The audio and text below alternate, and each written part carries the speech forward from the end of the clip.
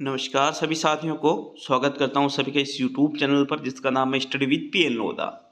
साथियों, राजस्थान का भूगोल क्लास नंबर 20 आज आपके लिए लेकर आया हूं। राजस्थान के भूगोल की पिछली जो 19 क्लासें हैं, 50 जिलों के अनुसार आपको राजस्थान का भूगोल पढ़ाया जा रहा है और इन पिछली 19 क्लासों की मैंने YouTube चैनल पर ही प्लेलिस्ट बना रखी है, तो आप वहां पर जाकर के और पिछली क्लासों को अटेंड कर सकते हो। साथियों, जीरो लेवल से चीज़ों को आपको पढ़ाया जा रहा है और इतनी शानदार तरीके से चीज़ों को पढ़ाया जा रहा है, तो आप यूँ मान सकते हो कि एग्जाम में जो भी चीज़ें आती है लगभग यहीं से पूछी जाती है। तो पिछली क्लासेज अगर आपने नहीं देख रखी है तो पिछली क्लासेज को जरूर देखिएगा। क्लास नंबर 20 में हम देखिए, क्लास नंबर जो 19 में हमने बंद किया था, मतलब जहाँ क्लास नंबर 19 खत्म हुई थी वहीं से क्लास नंबर 20 की हम शुरुआत करने वाले हैं। तो वन्य जीव संरक्षण का टॉपिक हमने चलाया था, जिसमें क्लास नंबर 19 में साथियों हमने जो राजस्थान में राष्ट्रीय उद्यान है 3, इनके बारे में हमने कंप्लीट पढ़ लिया था। जैसे केवलादेव आपके है, फिर आपके रणथंबोर है और एक आपके जो दर्रा अभ्यारण्य है मुकुंदरा हिल्स वाला, इन तीनों को हमने कंप्लीट किया था। उसके बाद में हमने राजस्थान में जो अभ्यारण्य हैं उन अभ्यारण्यों में सरिस्का के बारे में सबसे पहले पढ़ा था और उसके बाद में हमने देखा था सरिस्का अभ्यारण्य को। दोनों ही अभ्यारण्य कौन से जिले में है? वर्तमान में अलवर जिले में, पहले भी अलवर में थे, अब भी अलवर में हैं। साथियों, सरिस्का के बारे में विशेष रूप से क्या पढ़ा था कि सरिस्का क्षेत्रफल की दृष्टि से राज्य का सबसे छोटा अभ्यारण्य है। इसके बाद हमने ताल छापर अभ्यारण्य के बारे में पढ़ा था। ताल छापर अभ्यारण्य आपके राजस्थान के कौन से जिले में पड़ता है? चूरू जिले में पड़ता है। और ये ताल छापर के बारे में एक विशेष चीज मैंने आपको क्या बताई थी कि काले हिरणों के लिए प्रसिद्ध है। इसके बाद में हमने जो चौथा अभ्यारण्य पढ़ा था क्लास नंबर 19 में, वो था राष्ट्रीय मरु उद्यान, जो कि क्षेत्रफल की दृष्टि से राज्य का सबसे बड़ा अभ्यारण्य है। साथियों, कौन कौन से जिलों में है? एक तो जैसलमेर जिले में और एक बाड़मेर जिले में। इन दोनों जिलों में ये फैला हुआ है। अब इन 4 अभ्यारण्यों के बाद में हम आगे पढ़ने वाले हैं। तो देखो, 5वें नंबर पे जो अभ्यारण्य आता है वो है सीता माता अभ्यारण्य। सीता माता अभ्यारण्य राजस्थान के 3 जिलों में फैला हुआ है। कौन कौन से वो जिले हैं? तो एक तो है प्रतापगढ़ जिला, एक है चित्तौड़गढ़ जिला और एक है उदयपुर जिला। वैसे मुख्य रूप से सीता माता अभ्यारण्य जो है, मुख्य रूप से अगर हम बात करें तो ये राजस्थान के प्रतापगढ़ जिले में है साथियों। मुख्य रूप से मतलब अधिकतर भाग जहाँ इस सीता माता अभ्यारण्य का कहाँ पर है? प्रतापगढ़ में। आगे हम बात करते हैं स्थापना की। तो सीता माता अभ्यारण्य की स्थापना सन 1979 में की गई थी। और सीता माता अभ्यारण्य किसके लिए प्रसिद्ध है साथियों? तो इसको चीतल की मातृभूमि कहा जाता है। उड़न गिलहरियां यहाँ पाई जाती है और चौसिंगा भी यहाँ पर देखने को मिल जाता है। विशेष तौर पे 2 चीजों को जरूर याद रखिएगा। क्वेश्चन पूछा जाता है कि राजस्थान में कौन से अभ्यारण्य में उड़न गिलहरियां पाई जाती है? उड़न गिलहरियां उड़ने वाली गिलहरी होती है साथियों। एकमात्र ऐसा अभ्यारण्य जहां उड़न गिलहरियां पाई जाती है वो है सीता माता अभ्यारण्य। और मुख्य रूप से कौन से जिले में? प्रतापगढ़ में। किस अभ्यारण्य को चीतल की मातृभूमि के नाम से जाना जाता है? तो भी आंसर क्या रहेगा? सीता माता अभ्यारण्य को। विशेषता देखेंगे साथियों सीता माता अभ्यारण्य की, तो सर्वाधिक जैव विविधता यहाँ पाई जाती है। सर्वाधिक औषधियों वाला अभ्यारण्य है ये, प्लस सर्वाधिक सागवान वाला अभ्यारण्य है। सागवान के जो पेड़ है सर्वाधिक कौन से अभ्यारण्य में देखने को मिलते हैं? सीता माता में। सर्वाधिक औषधियां मतलब जो आयुर्वेदिक औषधियां होती है साथियों, ये भी सीता माता अभ्यारण्य में देखने को मिलती है। और सर्वाधिक जैव विविधता भी कहाँ देखने को मिलती है? सीता माता अभ्यारण्य में। जल स्रोत की बात करें तो यहाँ पर 2 कुंड है। एक का तो नाम है लव कुंड और एक का नाम है कुश कुंड। ये 2 कुंड आपके कौन से अभ्यारण्य में पड़ते हैं? सीता माता अभ्यारण्य में। यहाँ एक बांध भी स्थित है मित्रों, जिसका नाम है जाकम बांध। और जाकम बांध राजस्थान के कौन से जिले में स्थित है? प्रतापगढ़ जिले में स्थित है। तो ये कौन सा अभ्यारण्य हुआ? आपके सीता माता अभ्यारण्य। कंप्लीट है सभी के 5वां अभ्यारण्य। चलिए आगे बढ़ते हैं। आगे हम देखेंगे रामगढ़ विषधारी अभयारण्य के बारे में। साथियों, यदि आपने चैनल को सब्सक्राइब नहीं कर रखा है तो चैनल को सब्सक्राइब जरूर करके जाइएगा और वीडियो को लाइक और शेयर जरूर करिएगा। तो देखो, छठे नंबर पे जो आता है वो है रामगढ़ विषधारी वन्यजीव अभयारण्य। राजस्थान के बूंदी जिले में स्थित है मित्रों। ये स्थापना वर्ष की बात करेंगे, रामगढ़ विषधारी वन्यजीव अभयारण्य की स्थापना सन 1982 में की गई थी। देखो, रामगढ़ विषधारी वन्यजीव अभयारण्य क्यों कहते हैं इसको? क्योंकि ये अजगर की शरण स्थली माना जाता है साथियों। किसकी? अजगर की शरण स्थली माना जाता है रामगढ़ विषधारी वन्यजीव अभयारण्य। सबसे इंपॉर्टेंट बात यह है इसकी कि जो रणथंभौर के जो बाघ है इनका जच्चा घर कहलाता है ये। देखो, नाम तो क्या है? रामगढ़ विषधारी। क्यों है? क्योंकि अजगर की शरण स्थली कहते हैं, अजगर की शरण स्थली। लेकिन रणथंभौर के बाघों का जच्चा घर भी किसको कहा जाता है? रामगढ़ विषधारी वन्यजीव अभयारण्य को ही कहा जाता है। तो प्रश्न पूछा जा सकता है, किस अभयारण्य को रणथंभौर के बाघों का जच्चा घर कहते हैं? तो आपका आंसर क्या रहेगा? रामगढ़ विषधारी को। मित्रों, 2021 में यहां राज्य की नवीनतम व चौथी बाघ परियोजना शुरू की गई। 2021 में साथियों, ये विशेष रूप से आपको याद रखना पड़ेगा कि राज्य की चौथी बाघ परियोजना कब शुरू की गई? 2021 में। कौन से अभयारण्य में शुरू की गई? तो रामगढ़ विषधारी वन्यजीव अभयारण्य में। कहां पर ये स्थित है? तो बूंदी जिले में ये स्थित है। यहाँ बहुमूल्य चंदन के वृक्ष पाए जाते हैं और यहाँ एक बांध भी स्थित है जिसका नाम है कनक सागर बांध, जिसको दुगारी बांध के नाम से भी जानते हैं। मित्रों, इस अभयारण्य में एक नदी गुजरती है जिसका नाम है मेज नदी और रामगढ़ विषधारी को अजगर की शरण स्थली कहा जाता है। ये तो मैंने आपको पहले ही बता दिया था। तो रामगढ़ विषधारी अभयारण्य के बारे में विशेष रूप से जो चीजें याद रखनी है कि भाई, पहली चीज कहाँ स्थित है? बूंदी में। दूसरी चीज, यहाँ राज्य की चौथी बाघ परियोजना शुरू की गई 2021 में। रामगढ़ विषधारी को ही रणथंभौर के बाघों का जच्चा घर भी कहते हैं। बहुमूल्य चंदन के वृक्ष पाए जाते हैं। बांध कौन सा है? कनक सागर या दुगारी बांध। नदी कौन सी गुजरती है यहाँ से? मेज नदी। और रामगढ़ विषधारी को क्या कहा जाता है? अजगर की शरण स्थली कहा जाता है। तो ये छठे नंबर का जो अभयारण्य है कंप्लीट हुआ साथियों। चलिए आगे हम बढ़ेंगे 7वें नंबर के अभयारण्य की तरफ। 7वें नंबर पर जो अभयारण्य आता है वो है माउंट आबू अभयारण्य। माउंट आबू कहाँ स्थित है? राजस्थान में, सिरोही में। बिल्कुल साथियों, माउंट आबू अभयारण्य भी सिरोही में ही स्थित है। स्थापना वर्ष की बात करेंगे तो माउंट आबू अभयारण्य की स्थापना सन 2008 में की गई थी। और माउंट आबू से संबंधित जो सबसे इंपॉर्टेंट क्वेश्चन बनता है वो है जंगली मुर्गों के लिए ये प्रसिद्ध है। राजस्थान में जंगली मुर्गे कौन से अभयारण्य में पाए जाते हैं? माउंट आबू में पाए जाते हैं।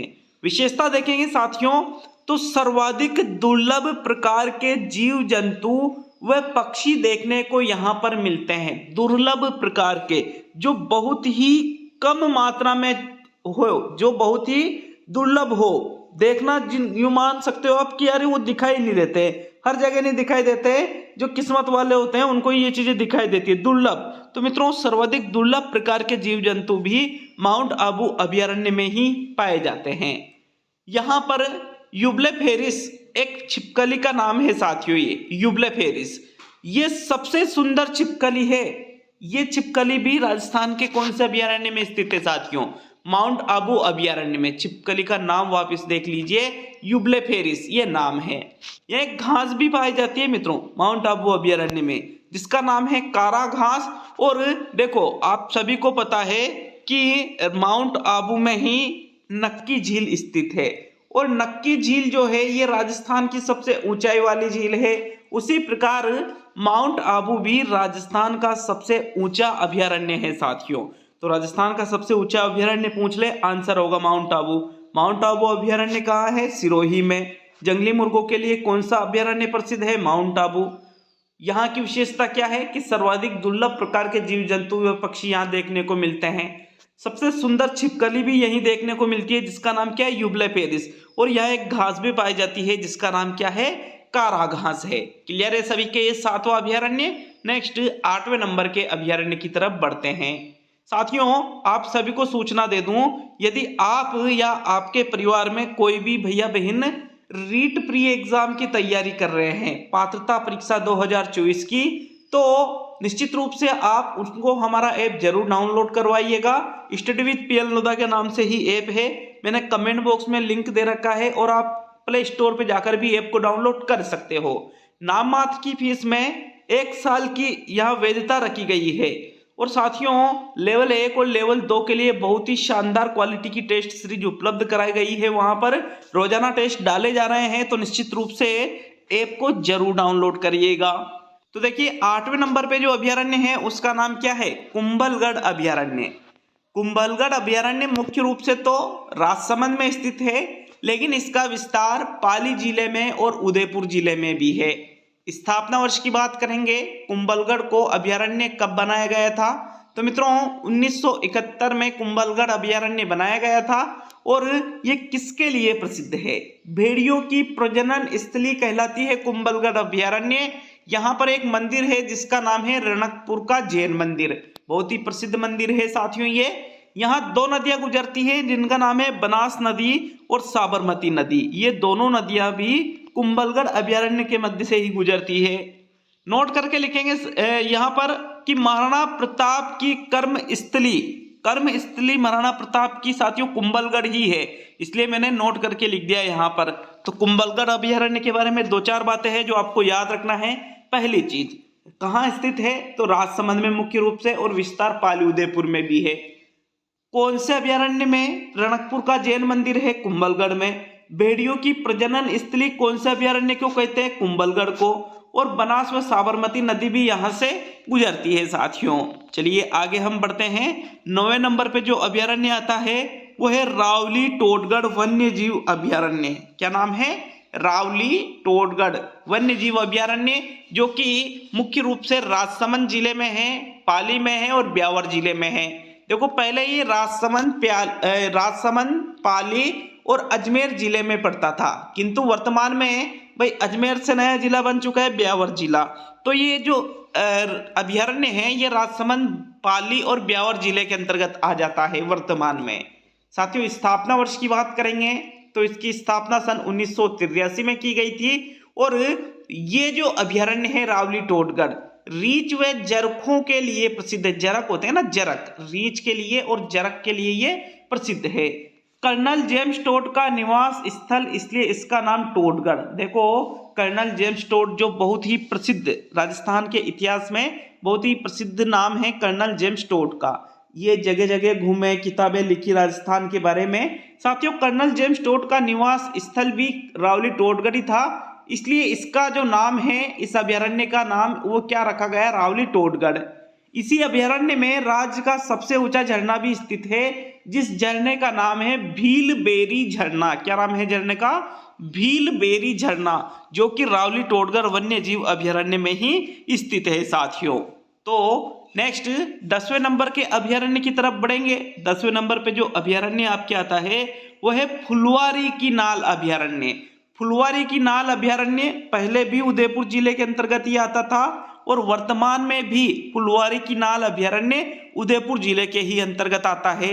स्थापना वर्ष याद रखना है। फुलवारी की नाल अभयारण्य कब बनाया गया? सन 1983 में। 2 नदियां यहां से गुजरती है, एक तो मानसी नदी और एक वाकल नदी। कौन से अभयारण्य से गुजरती है साथियों? फुलवारी की नाल से।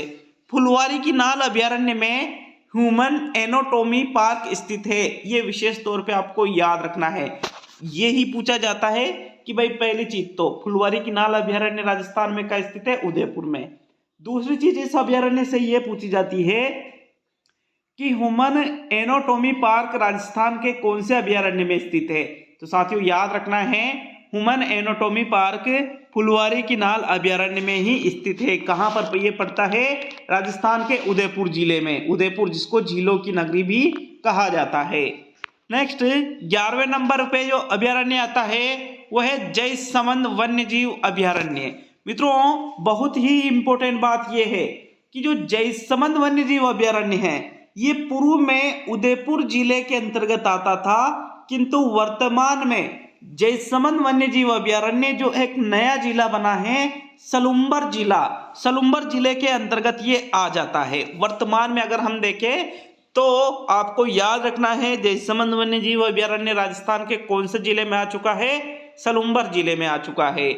स्थापना वर्ष की बात करेंगे, सन 1955 में इसकी स्थापना की गई थी, जयसमंद वन्यजीव अभयारण्य की, जो वर्तमान में कहा है सलुम्बर जिले में। मित्रों, इसका एक अन्य नाम है जिसका जो क्या कहा जाता है इसको? जलचरों की बस्ती। यहाँ एक झील भी स्थित है जो जयसमंद झील है, और ये बगेरों के लिए प्रसिद्ध माना जाता है, जयसमंद वन्यजीव अभयारण्य। तो देखो मुख्य बात क्या है? मुख्य बात यह है कि ये जयसमंद वन्यजीव अभयारण्य उदयपुर जिले से हट करके सलुम्बर जिले में आ चुका है। जलचरों की बस्ती इसको कहा जाता है। और जो झील मित्रों, जयसमंद झील जो पूर्व में उदयपुर जिले के अंतर्गत आती थी, वो भी कौन से जिले के अंतर्गत आ गई है? सलुम्बर जिले के अंतर्गत। और जयसमंद वन्यजीव अभयारण्य किसके लिए प्रसिद्ध है? बगेरों के लिए प्रसिद्ध है। क्लियर है यहाँ तक सभी के? तो चलिए आगे हम बढ़ते हैं। 12वें नंबर पे आता है सज्जनगढ़ वन्यजीव अभयारण्य। ये भी आपके उदयपुर जिले में ही स्थित है, सज्जनगढ़ वन्यजीव अभयारण्य। पूर्व में भी ये उदयपुर में ही था, वर्तमान में भी ये उदयपुर में ही है। स्थापना सज्जनगढ़ वन्यजीव अभयारण्य की गई थी वही 1987 में। और विशेषता है इसकी कि राजस्थान का दूसरा सबसे छोटा अभयारण्य है ये। जबकि हमने देखा था क्लास नंबर 19 में कि राजस्थान का सबसे छोटा अभयारण्य कौन सा है? सरिस्का ए। सरिस्का ए जो अभयारण्य है ये राजस्थान का सबसे छोटा, और सज्जनगढ़ वन्यजीव अभयारण्य राजस्थान का दूसरा सबसे छोटा अभयारण्य है। मित्रों, सज्जनगढ़ वन्यजीव अभयारण्य मेवाड़ शासकों का शिकारगाह हुआ करता था। पूर्व में जो मेवाड़ के राजा हुआ करते थे, यहाँ पर शिकार खेलने आया करते थे। सज्जनगढ़ वन्यजीव अभयारण्य में राजस्थान का पहला जैविक उद्यान जिसका नाम है सज्जनगढ़ जैविक उद्यान 2015 में स्थापित इसको किया गया था, ये भी इसी में स्थित है। तो साथियों, यूं पूछा जा सकता है कि भाई सज्जनगढ़ जैविक उद्यान की स्थापना कब की गई? तो आंसर क्या होगा? 2015 में। प्रश्न यूं भी पूछा जा सकता है कि सज्जनगढ़ जैविक उद्यान कहाँ स्थित है? तो फिर आपका आंसर क्या रहेगा? उदयपुर में स्थित है। प्रश्न यूं भी पूछा जा सकता है कि राजस्थान का दूसरा सबसे छोटा अभयारण्य कौन सा है? तो फिर आपका आंसर क्या रहेगा? सज्जनगढ़ वन्यजीव अभयारण्य रहेगा साथियों। और मेवाड़ के जो शासक हुआ करते थे, इनका शिकारगाह कौन सी जगह थी? तो सज्जनगढ़ जो वन्यजीव अभयारण्य वर्तमान में है, यहाँ पर मेवाड़ के शासक शिकार खेला करते थे साथियों। तो ये 12वें नंबर का अभयारण्य कंप्लीट होता है। चलिए हम आगे बढ़ते हैं। 13वें नंबर पर जो अभयारण्य आता है उसका नाम है जवाहर सागर वन्यजीव अभयारण्य। ये आपके मुख्य रूप से जवाहर सागर जो वन्यजीव अभयारण्य है कोटा जिले में है, किंतु इसका विस्तार बूंदी और चित्तौड़गढ़ जिले में भी है। स्थापना वर्ष की बात करेंगे साथियों, 1975 में जवाहर सागर वन्यजीव अभयारण्य स्थापित किया गया था। प्रसिद्ध है यह घड़ियालों का प्रजनन केंद्र, घड़ियालों की शरण स्थली नहीं, घड़ियालों का प्रजनन केंद्र किसको कहा जाता है? जवाहर सागर वन्यजीव अभयारण्य को। यहाँ साथियों इसको जवाहर सागर वन्यजीव अभयारण्य इसका नाम क्यों रखा गया? क्योंकि यहाँ एक बांध स्थित है, जवाहर सागर बांध। जवाहर सागर बांध कहाँ स्थित है? कोटा जिले में। और इसी अभयारण्य के अंतर्गत आ जाता है कोटा बैराज भी। दोनों बांध कोटा जिले के अंतर्गत ही पड़ते हैं। जवाहर सागर बांध इसी कोटा जिले के अंतर्गत पड़ता है। इसी वजह से इस अभयारण्य का नाम भी क्या रखा गया? जवाहर सागर वन्यजीव अभयारण्य। साथियों आगे हम देखेंगे तो यहाँ राज्य का पहला सर्प उद्यान भी स्थित है। राज्य का पहला सर्प उद्यान का स्थित है जवाहर सागर वन्यजीव अभयारण्य में। मित्रों इस अभयारण्य से एक नदी गुजरती है जिसका नाम है चंबल नदी। तो ये 13वें नंबर पे कौन सा अभयारण्य देखा हमने? जवाहर सागर वन्यजीव अभयारण्य। चलिए हम आगे बढ़ेंगे साथियों। 14वें नंबर पे आता है शेरगढ़ वन्यजीव अभयारण्य, जो कि राजस्थान के 12 जिले में पड़ता है। स्थापना की गई थी 1981 में। देखो शेरगढ़ नाम तो क्या है? शेरगढ़। शेरगढ़ नाम है तो यहाँ शेर नहीं पाए जाते हैं। सांपों की शरण स्थली कहा जाता है इसको, और यहाँ से एक नदी गुजरती है जिसका नाम है परवड़ नदी। साथियों, इसका नाम शेरगढ़ वन्य जीव अभयारण्य क्यों है? क्योंकि यहाँ एक दुर्ग है जिसका नाम है शेरगढ़ दुर्ग, जिसको कोशवर्धनगढ़ के नाम से भी जाना जाता है। इसी वजह से इस अभयारण्य को शेरगढ़ वन्य जीव अभयारण्य कहते हैं। किंतु यहाँ शेर नहीं पाए जाते हैं, तो यहाँ क्या पाए जाते हैं? सर्प पाए जाते हैं। इस वजह से सांपों की शरण स्थली इसको कहा जाता है। साथियों, क्लियर है सभी के ये? तो देखो 14वें नंबर का जो अभयारण्य है इसको हमने कंप्लीट कर लिया है।